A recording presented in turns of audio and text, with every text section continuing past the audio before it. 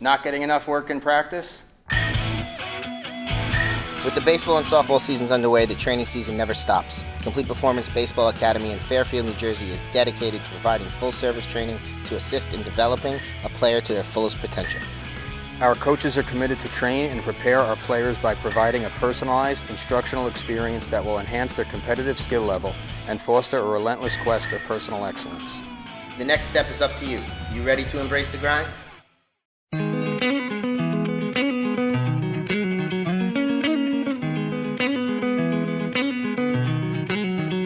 We are in the circle, NorthJerseySports.com's original multimedia series, talking all things softball across North Jersey. This is Season 3, Episode 5, and we have a lot to talk about it. It is crunch time across North Jersey softball tournaments. The state tournament right around the corner here. I am Corey Doviak, being joined by the usual cast of characters at this point, starting with our NorthJerseySports.com softball insider, Richie Ballgame Barton. What's up, Richie B? Not much. Just lacing them up, getting ready to go for the semis here. Yes, absolutely. The other member of our panel is the highly distinguished former assistant coach of the three-time Bergen County champion Ramapo Green Raiders, Mark Aug. What's up, Augie? Looking forward to going to see the semis this weekend if I'm allowed out of the house. Augie, do you get a little, I know you're happy in your retirement. You got your feet kicked up over there. You got the pina colada. You got the sun running around at your feet. But do you start to miss it a little bit at this time of the season as the Bergen County tournament is set to play its Final Four? Oh, absolutely. Back in the day when I was coaching, we were part of, 4 in a row and quite a few others. So, yeah, I missed it a lot. Yeah. So anyway, the best we can do for you, pal, is we can talk all about it. I'm not going to talk about our brackets here because, mine was busted last week. Your two went up in flames pretty much this past weekend as well. But what I will say about the Bergen County tournament is that we knew, and we talked about it all season on the show. Richie and I have written about it all year on the site. We knew that this tournament was not going to go chalk. It was just too close to call in so many different ways, and it has played out that way. We knew the upsets were coming. We just picked the wrong ones. But Northern Highlands beating Ridgewood, Dumont beating Demarest, and then beating Saddlebrook to get into the Final Four. They're in it along with IHA and Indian Hills, the two stalwarts amongst the bunch. But Richie B., you look back at this past weekend, it was nuts when they play the round of 16, the round of 8 in a 24-hour span. And 3 of the 4 quarterfinal games go into extra innings and deep into extra innings at that. 2 in the 9th inning, 1 in the 10th. I mean, as close as could be in Bergen County this year. Yeah. I mean, we just talked about it. We knew this was going to be wide open. I don't think we realized just how wide open and just how close all these teams are. Yeah, I mean, it's really amazing, but it's providing some great drama, some great upsets, and one of the best tournaments in recent memory.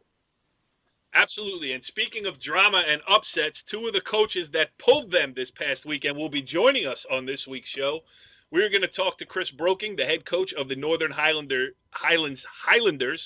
his team, and his pitcher, Sarah Gunderson.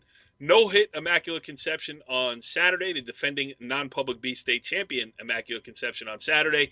Turns around 24 hours later and 1 hits, top-seeded, undefeated, state-ranked number 1. Not in Augie's top 20, by the way, not number 1, but a very good team in Ridgewood. That was crazy. And then we will talk to the Cinderella of the group, the Dumont head coach, Kendal George. All Dumont did was knock off Demarest, then come back and win a marathon with Saddlebrook in the quarterfinals. So, Augie, did you have Dumont in your bracket? No.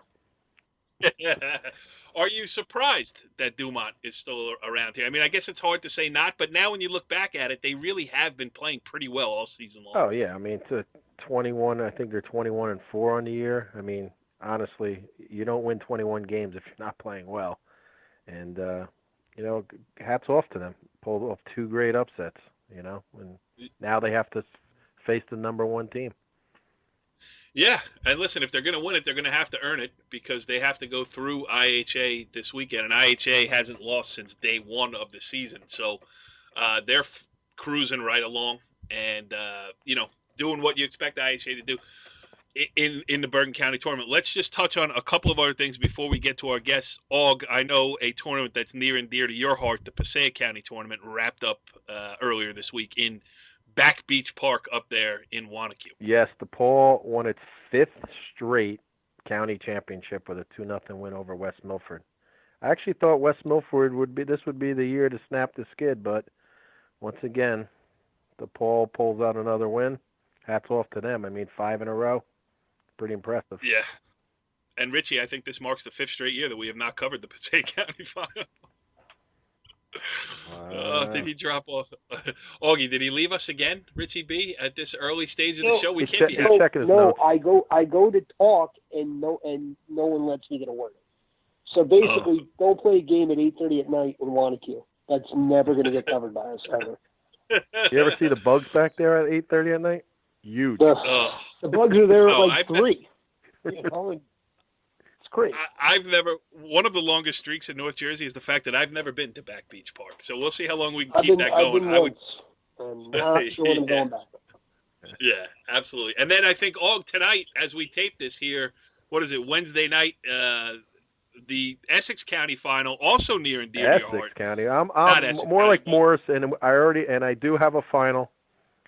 Okay. Butler beats Chatham 1-0 on a no-hitter by Larissa Spellman, 13 strikeouts. Butler back-to-back Morris County championships. I thought that was the semifinals. Nope, that was the final, my friend. You live in that county, you don't even know what round it is. Yeah, that's true. It is Richie B's home tournament now, too. All right, well, let's talk to one of the participants here as we talk about the Bergen County Tournament's Final Four. As we welcome in on the Moe's Southwest Grill Hotline, our first guest of the evening. He is Northern Highlands head coach Chris Broking. Coach, thanks for joining us here on In the Circle. It's my pleasure, man. It's always great talking to you guys. Now, Chris, listen, I told you that when I saw you on Sunday at the game, you said, you haven't been around all year. But I warned you, once we start coming around, you can't get rid of us. I covered the game on Sunday. Richie Barton goes and does the Athlete of the Week with Sarah Gunderson the other day. Now we have you on the phone. So are you sorry that you got your wish that NorthJerseySports.com is covering some Northern Highlands softball? Hey, I've arrived. If I'm getting this, I am here, and I'm here to stay. Well, you're definitely here to stay in this Bergen County tournament because, listen, it was a great strategy. Drop a couple early, get the toughest draw in the bracket, beat the number 1 team in the state in the quarterfinals, and the day before having beat the defending non-public State B state champions. I mean, really, you couldn't have planned it any better. It's like, when I talk to the girls, you just want to create opportunities for yourself, and then once you get there, you want to try and make the most of it. And I knew we were going to be a work in progress early on. Like I said, we started out 1-3, but again, it's Indian Hills, it's Ridgewood, it's Demorest. I mean, there's no shame in those games. You can play with them. It's just a matter of can we learn and get better from those games because, we kind of did it last year too. Even though I had what I thought top to bottom stronger team, especially offensively. It took us a while to get going last year too. And it's just a matter of getting kids in the right positions, feeling comfortable, and then building confidence. Yeah, certainly doing that. You're bristling with confidence against Ridgewood the other day. Richie, go ahead, Richie. You talked to Sarah Gunderson. You did. If you haven't seen it yet, check out the Athlete of the Week feature running currently on NorthJerseySports.com. Not only is she a good player, but a good kid as well. Richie B, what do you got for the coach? Gundy's the best. She's awesome. Oh, look, now he's Gundy. He's on nicknames. She's hilarious and a great player. But, you knew you had Sarah coming back. You knew you had Madison Bielkowski coming back. Fiona Wally, you had a couple capable hitters. But talk about some of the other players that were essentially JV kids last year who have stepped up and become major contributors for this team. Yeah, they seem to be gelling at the right time. And like I said, I think with some of them, it was just sticking with them in their position so they could grow into it. Like my second baseman, Tiffany Laterra. She was a JV kid last year as a freshman. And, obviously we had to make the move, put Fiona at short this year. And, with Tiffany at second and Sarah pitching, she actually gets a lot of action. So there were some games where she struggled a little bit defensively, but then you were there on Saturday and you saw she put in Sunday. Great defensive plays and came up with some timely hits. I think sometimes when you focus on the big kids and you get past them, you can all of a sudden get caught off guard by one of those little ones down the bottom of the order. Also my center fielder, Gianna Lombardi, another 3-year JV kid who's come in and just played wonderful defense in center field because I had to move Kate Spence, who would normally be there, to catch her just because of her arm, and I had to utilize it. And, she's one of my more competent kids, and I knew she could affect the game, in a much greater capacity as a catcher than center field, and she's fit right in there. And then, you slide over to left field, and you got Annie Holden, again, another 3-year JV catcher. I think that might have only been her third or fourth game in left field the other day, so there's some anxious moments, but as long as she, when I evaluate the kids, I evaluate them on their approach, not the results. And if they show me that they're not afraid and that they're going to go for it, they're going to get the opportunity, whether they succeed or fail. It's just whether or not they have the confidence to just go for it. Yeah, that's a great way to look at it, too, because, you can teach some parts of the game. You can't teach want to, No, absolutely. And it starts with Sarah because, you just watch her at the end of an inning.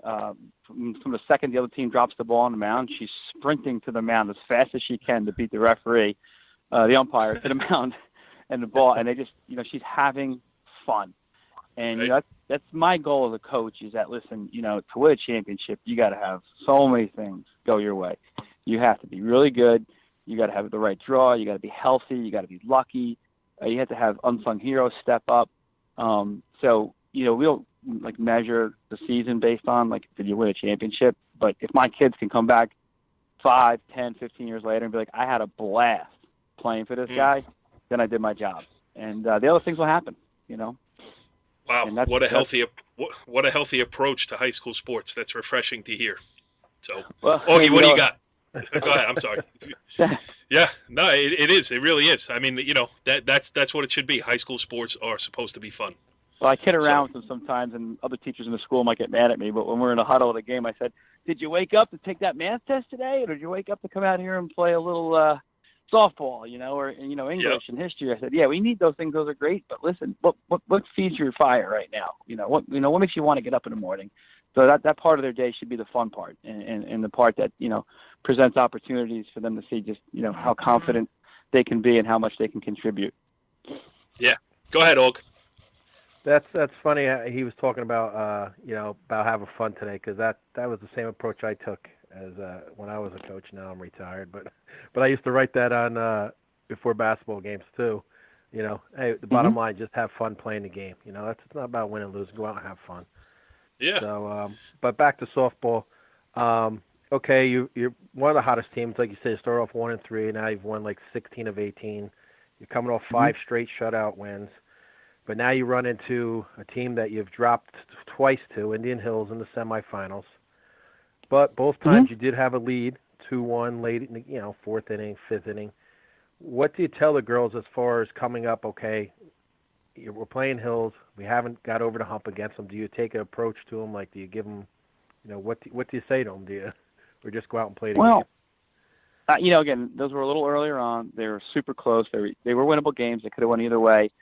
But if they ever have any confidence issues, I just point to last weekend. If you beat the number 1 team in the state, you can beat anybody.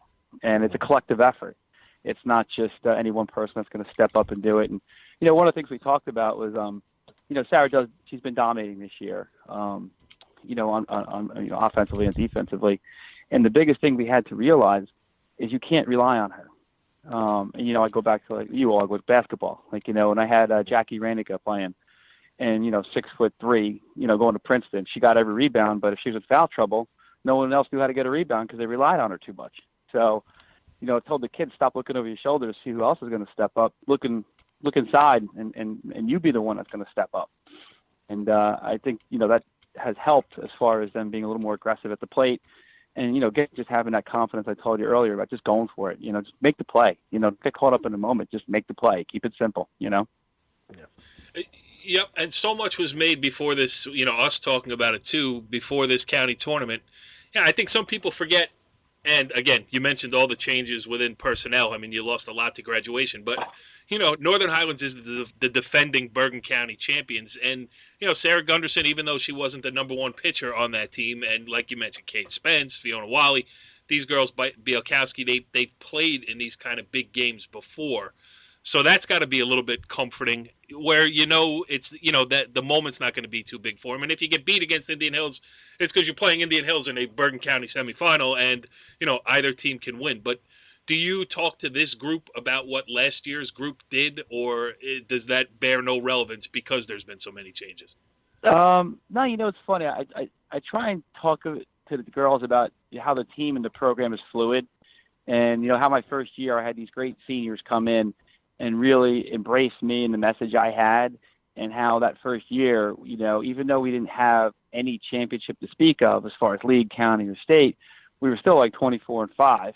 And right. That was a season I hadn't experienced in probably a decade or two.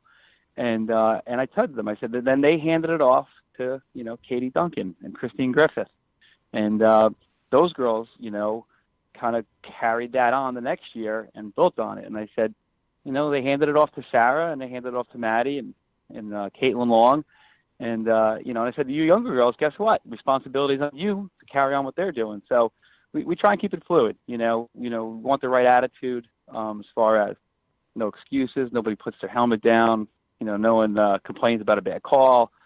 No one pouts. It's just, okay, whatever setback we have, we're coming right back, Yep. And I remember early in my career, we were down to Paramus, I think 4-5-0 in the first inning. They came in, and I said, this is awesome. And they thought I had like 3 heads.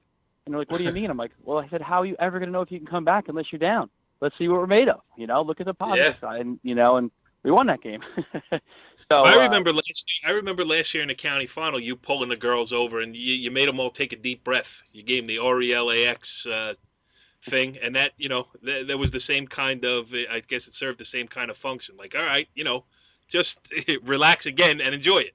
Yeah, and again, I had a massive extension on the field with that in Katie Duncan, because she was as cool as they come. It's just one of those things where there was no situation that was going to rattle her. And it's just kind of cool to see Sarah come in and be herself, because that's, what I tell all my seniors. We don't have captains, and your only job is to be yourself. I told Sarah, don't try and be Katie, be Sarah. And Sarah is totally different than Katie.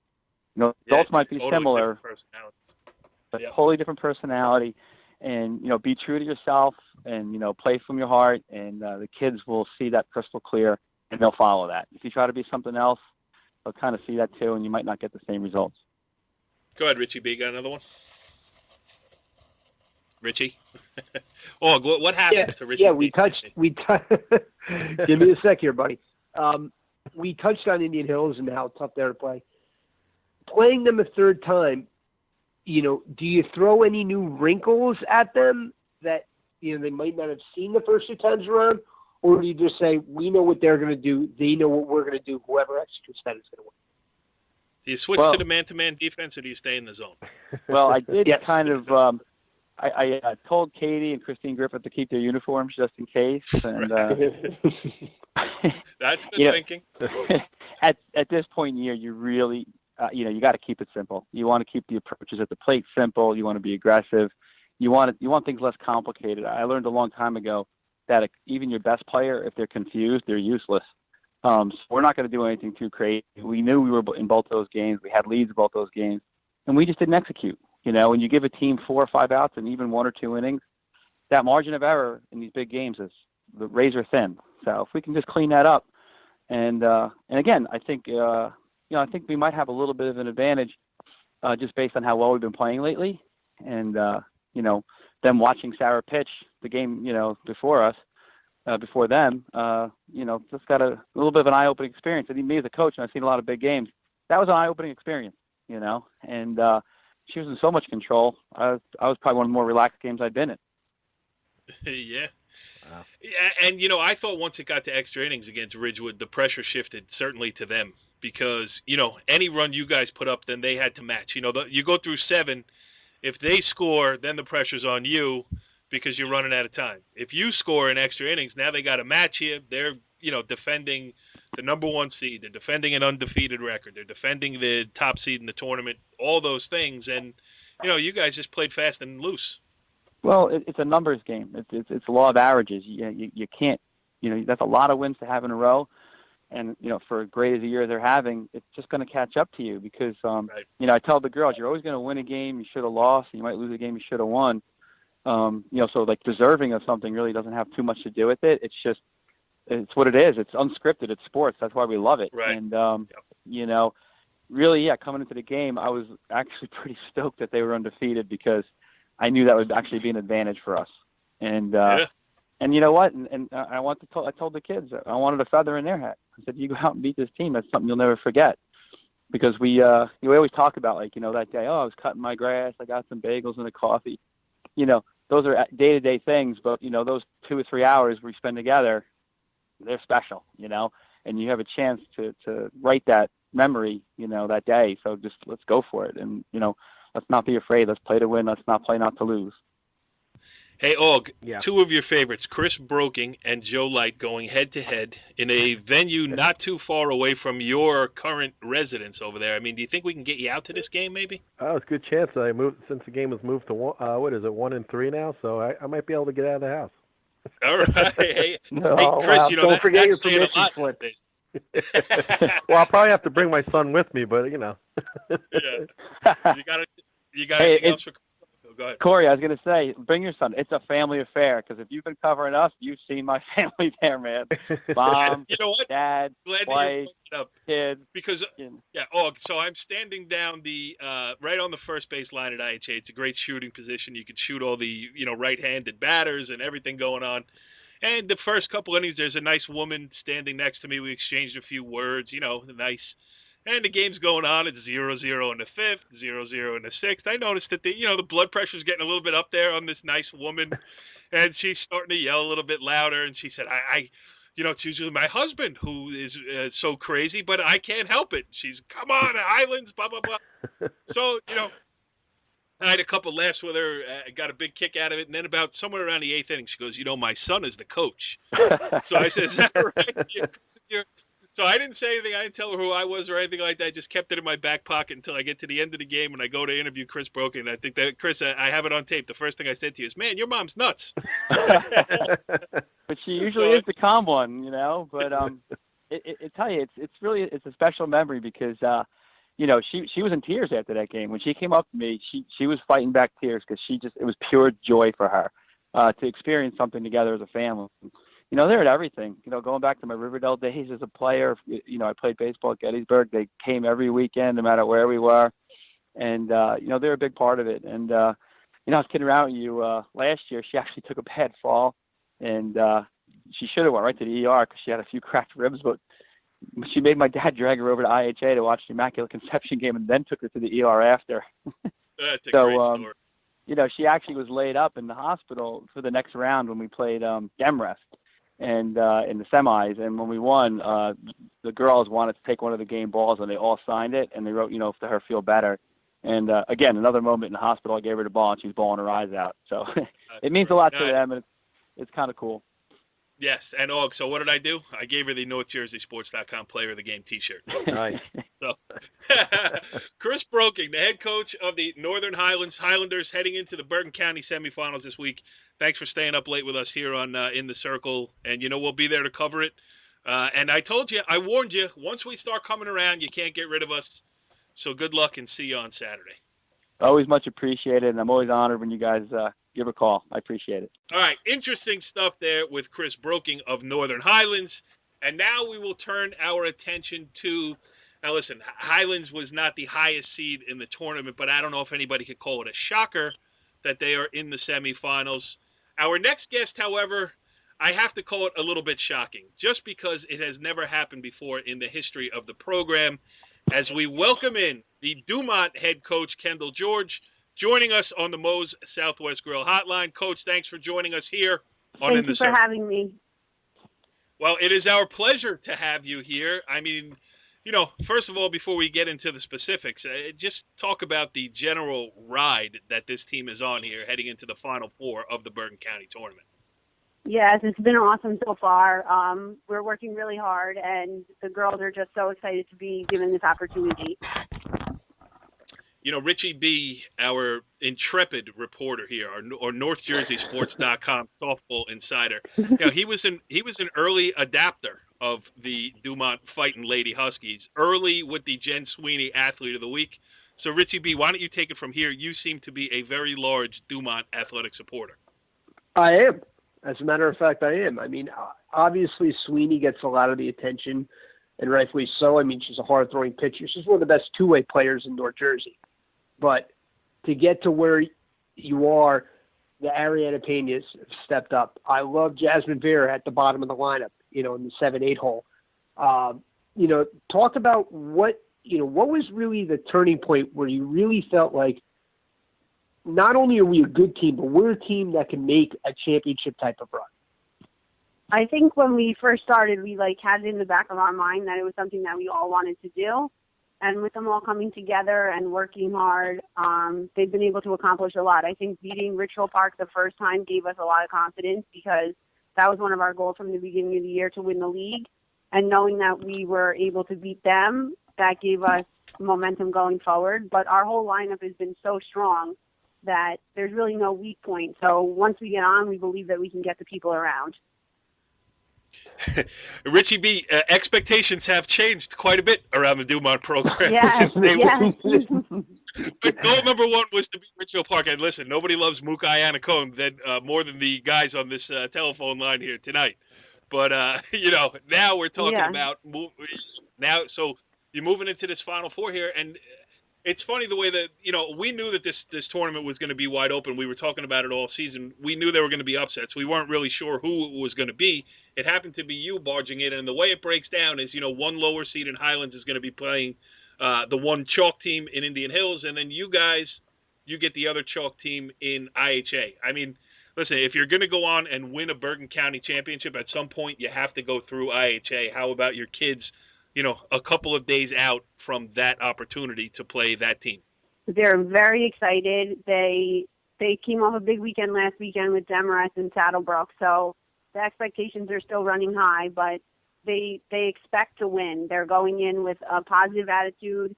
They are working hard to make sure that they're going to be swinging at good pitches and not make mistakes in the field, because we know that IHA is such a strong team. So we want to make sure that we put our best foot forward and give them a run for their money. What do you got, Og? Let's hear your Dumont softball knowledge. Did you do your research tonight?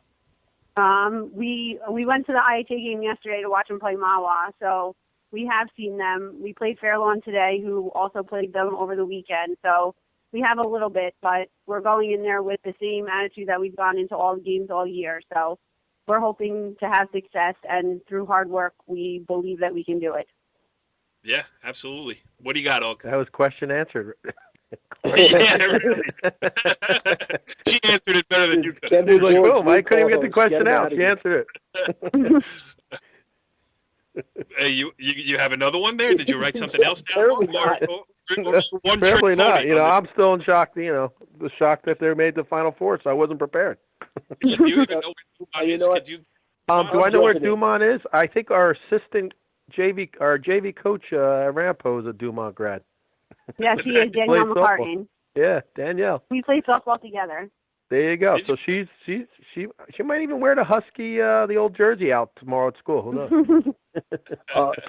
Kendall, talk about this team defensively, because again, you have to have a great pitcher and some timely hitting, but what gets lost in the shuffle is not giving teams extra outs. Is that something that you've really harped on? Because in all of those games, you've pretty much been error-free, and when you do that, you give yourself a chance to win no matter who the opposition is. Absolutely. Having Jen in the circle is definitely a big help for us, but Jen believes that the people behind her are going to do what they're supposed to do, and so far they've done their job. So by not having any errors and not giving the other teams more at-bats, it's been very helpful, because we don't want them to be able to get through the lineup any more than they can. And especially when we play Demarest, knowing that they have such strong hitters at the beginning, we didn't want to have to see them again. So Jen being able to get the outs and our fielders behind them making the catches that were needed, Jazz now in right field, Alex at second has been defensively wonderful. So making the plays has definitely been a big part of our season. And we, like I said, we believe that Jen is going to be able to get us out of trouble, but we're trying to avoid as much trouble as we can. Let's talk about that Demarest game a little bit. So much was made, and we're guilty of it too, talking about it here. But the sidebar story with Mackenzie McGrath being a Dumont kid, coming back now playing the hometown team. There's all that type of aspect. Did you talk to your girls about it? Like, hey, let's keep it about the game, or did you let how did that all play out psychologically for your girls? Because I've talked to Mackenzie McGrath, and she always talks about how much she loves the players on the Dumont team. So even if it wasn't any animosity, there's certainly there is a closeness between them. Did it play any part? Absolutely. When we found out that we were going to play them in the second round, I think that was the first thing that we all thought, that we were going to have to play Mackenzie, because we've all grown up with her and watched her turn into the pitcher that she's become. And I coached Mackenzie when she was young, and she played with all the girls. So I think once we got that part out of our head that we were going to have to face her, that was the first step, because keeping them focused and not worried about what Mackenzie was going to throw to us was the first thing that was on our mind. And we knew that it was going to be a big build-up going into the game, Mackenzie versus Dumont, Dumont versus Mackenzie. It really wasn't Demarest as a whole team. It was really right. the whole aspect of us seeing Mackenzie. So once we were able to clear our heads and know that it was going to happen, I think that was the first step. Yeah, and just hanging in the game there, and we talked about it just with Chris Broking. When he's going up against Ridgewood, undefeated, number 1 seed, number 1 team in the state. The more innings you can stay in the game, I think the pressure then shifts to the favorite. Did you feel an obvious shift in that game? And I mean, I'm not even talking about the Saddlebrook game, which you had to come back and win in, 9 or 10 innings? Yeah, 10. So it really was a crazy weekend for your girls, probably as much of a mental test as a physical one, and you passed it with flying colors. Absolutely. I think we were supposed to play Ramsey on Friday, the Friday before, but it ended up raining, which I think helped us greatly because we were fresh and we had mentally prepared to play all 3 teams. So right. I think not playing Ramsey and having the rain out there mentally prepared us to go right into Demarest with the same attitude, because Ramsey's such a strong team as well. So we knew that we were going to have to play our best against Demarest with little to no errors in order to get the job done. And then the same thing, I coached Taryn when she was young from Saddlebrook, knowing that we were going to have to face her in the second round was even harder. Yeah, that's true. Go ahead, Richie. Kendal, I mean, Jen and Taryn were both throwing lights out from pretty much the 4th, 5th inning on. But when you got to the 10th inning, the international rule comes into play. Runner starts at second base, to start the inning. Did you talk to your girls before the 10th inning about all that? Like, hey, this is what we want to do here? Or did you just try to keep them as calm as possible and just, let them, figure it out and treat it like just another inning? I talked to the coaches, and we all decided that we were going to have Courtney bunt right away. So we didn't tell them the whole plan. We just told them that Courtney was going to bunt, and then we were going to have our opportunities to bring Mackenzie in. But we didn't discuss it with them at the beginning because we didn't want it to be in their heads that they were going to have to score the run. We try and keep their minds as clear as possible so that when they get up there, they can just do what they know how to do. It certainly worked out for you. Last one before we let you out of here, and we appreciate you taking some time with us late at night here as we tape this. But, for you personally, a young coach, a program on the rise with everything that you've accomplished, just not only over the whole season, but over just the last couple of days, has it sunk in yet? Have you had a chance to say, wow, we're doing pretty good here? Or do you not even let that thought come into your mind and you'll wait to see? You'll do that after the season? I haven't really thought about it that much. I said to Mr. Opito this morning that it's pretty unbelievable what the girls and I have been able to accomplish so far this year, but we still have a lot more to do, so I don't think it's all set in yet. Yeah, and the state tournament should be fun as well. But before that happens, you have the opportunity that no other team in the history of Dumont High School has ever had. So we wish you the best of luck with that endeavor against IHA this weekend. And congratulations on what you've accomplished so far, and good luck going forward. Thank you very much. Thank you for taking the time to talk to me. Well, interesting stuff there. First with Chris Broking from Northern Highlands, and then with Kendal George from Dumont. And Richie B., if Leicester won the English Premier League this year at 5,000 to 1 odds, what were the odds that you would have laid on at the beginning of the season that we would have been talking to the Dumont head coach previewing the Bergen County Tournament semifinals when the year began? Not 5,000 to 1, but not far off either. I mean, what they have done is just absolutely remarkable. And give a lot of credit to Kendal. I mean, she has got them. They're the most calm team that I've seen. They're the most calm and the most poised team that I've seen, which is pretty crazy, being that, like, they haven't really played any big games before this season, most of these girls. So, I mean, again, you know, after beating Demarest, they were already focused on Saddlebrook. And it was almost like they didn't celebrate. And I'm like, wow, okay. But they're just so calm, so cool. And that's a reflection from the top. Yeah, and you know, it's different for them. Like when you made your runs, and now you know you talk Northern Highlands, IHA, Ridgewood, you know, all these teams, whatever. I mean, they're beating each other up all year long in league play. Mm-hmm. When you talk about a Dumont, you know, they get some good games in the regular season, but with a team of this caliber, they're going in every day, not only expected to win, but favored to win and win big against most teams. You know, then you got to turn it back up on the weekends. That's an aspect that maybe we should have asked Kendal George about, because, you know, there are some days in that league where you can kind of just show up, and you know you can't do that when you get into the Bergen County tournament, and they've handled that side of it pretty well. Oh, absolutely. And like you said, getting into leagues, how about the pitching? You probably don't see the pitching you do in your league. Then you're coming in, now you're starting to see some of the big dogs that have top line pitching. You know, It's a total different game, and hats off to them. I mean, like Richie said, they come to play and they reflect on their coach, and you know, they've done the job and have made this nice surprising run. Yeah, and it's a breath of fresh air in Bergen County, don't you think, Richie? I mean, listen, we love covering whoever gets this far obviously deserves it. So you write the stories based on that, but it is nice to have a new angle. It's great. I mean, it's so much fun to talk about, you know, teams, you know, generally for a span of a couple of years there, you know, it's just like, oh, well, this team's playing this, you know, IHA is playing, you know, whoever again, you know? Yep.